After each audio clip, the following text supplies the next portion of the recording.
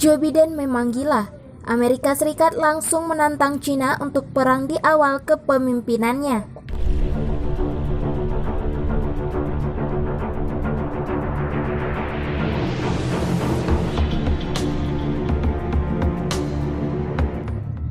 Genderang perang antara Amerika Serikat dan China semakin memanas di awal kepemimpinan Joe Biden.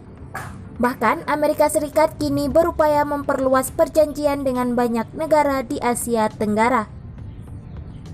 Tanpa terkecuali adalah Indonesia dengan tujuan yang cukup mengerikan bagi keberlangsungan dari negara-negara yang ada di sekitar Laut Cina Selatan. Hal itu tak lain adalah untuk mendapatkan persetujuan dari negara-negara tersebut dalam upaya pengiriman kapal perang.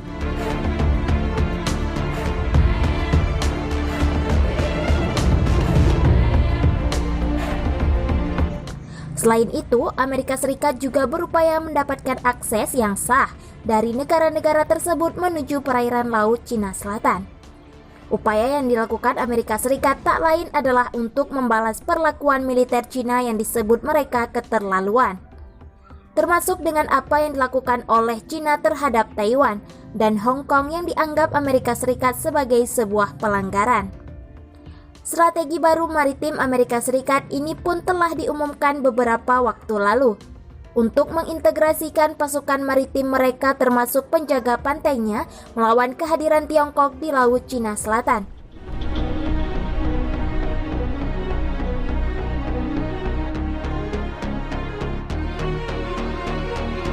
Strategi perang ini juga bakal diterapkan oleh Amerika Serikat dalam beberapa dekade mendatang.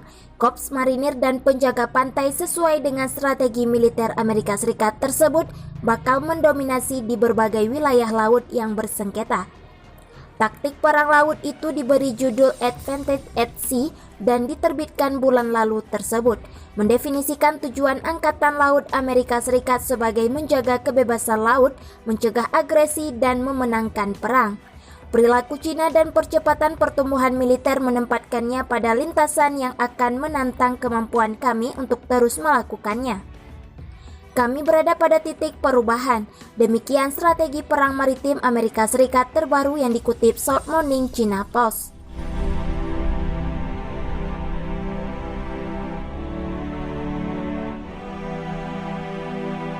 Sejak tahun 2015, Amerika Serikat meningkatkan aktivitasnya di zona abu-abu untuk memproyeksikan kekuatan di bawah ambang batas yang dapat mendorong respon militer konvensional. Salah satunya yang dilakukan oleh Amerika Serikat di Laut Cina Selatan yang membuat Tiongkok bertindak tegas.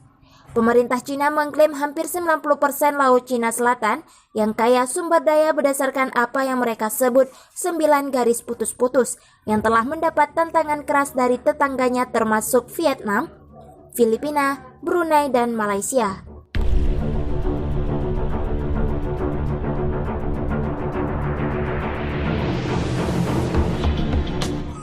Klaim itu pun diputuskan pada tahun 2016 oleh Pengadilan PBB lantaran tidak memiliki dasar hukum yang kuat. Jalur laut ini memang diketahui sangat sibuk lantaran memiliki lokasi geostrategisnya yang cukup berpengaruh. Seorang peneliti di Sekolah Studi Internasional S. Raja Ratnam di Singapura mengatakan, apa yang dilakukan Amerika Serikat ini memang sudah bukan hal baru.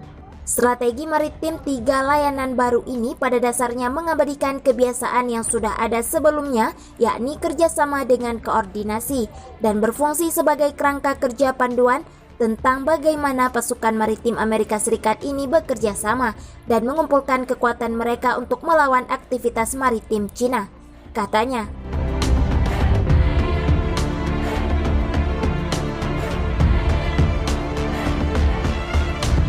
Berdasarkan perjanjian tersebut, petugas patroli suatu negara diizinkan untuk menaiki kapal atau pesawat penegak hukum milik penjaga pantai Amerika Serikat saat mereka berpatroli, di mana petugas patroli dapat mengizinkan yang terakhir untuk mengambil tindakan atas nama mereka. Sejak 2010, Amerika Serikat telah menandatangani perjanjian bilateral dengan 11 negara kepulauan Pasifik untuk operasi penegakan hukum bersama untuk melawan penangkapan ikan ilegal.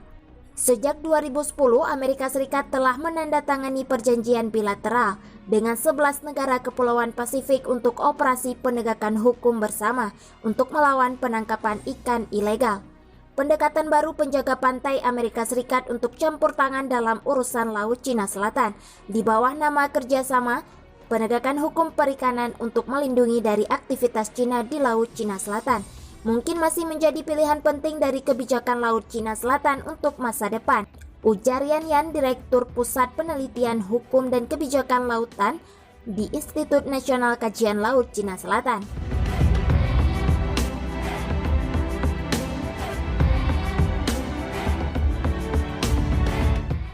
Amerika Serikat telah mengumumkan strategi baru untuk mengintegrasikan pasukan maritimnya, termasuk penjaga pantainya, untuk melawan kehadiran Cina yang semakin meningkat di Laut Cina Selatan. Dalam strategi perang maritim Amerika yang baru untuk dekade berikutnya, Angkatan Laut Amerika Serikat, Korps Marinir dan penjaga pantai telah bersama-sama berjanji untuk membangun kekuatan angkatan semua domain yang terintegrasi dan menyerukan untuk memperkuat aliansi maritim. Mereka menyebut Cina ancaman strategis jangka panjang yang paling mendesak. Strategi yang berjudul Advantage at Sea dan diterbitkan bulan lalu tersebut mendefinisikan tujuan Angkatan Laut Amerika Serikat sebagai menjaga kebebasan laut, mencegah agresi, dan memenangkan perang.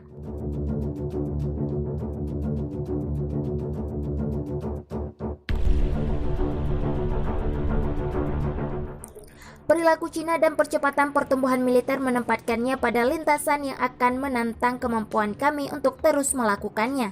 Kami berada pada titik perubahan, demikian strategi perang maritim Amerika Serikat terbaru yang dikutip South Morning China Post.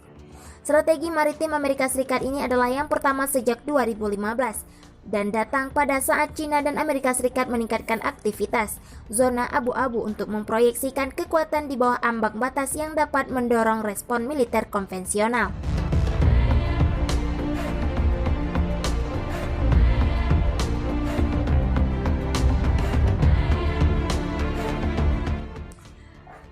Pemerintah Cina mengklaim hampir 90% Laut Cina Selatan yang kaya sumber daya, berdasarkan apa yang mereka sebut 9 garis putus-putus yang telah mendapat tantangan keras dari tetangganya termasuk Vietnam, Filipina, Brunei, dan Malaysia.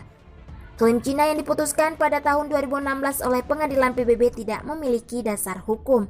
Jalur laut yang tersibuk di kawasan ini juga menjadi titik api potensial antara Cina dan Amerika Serikat, mengingat lokasi geostrategisnya.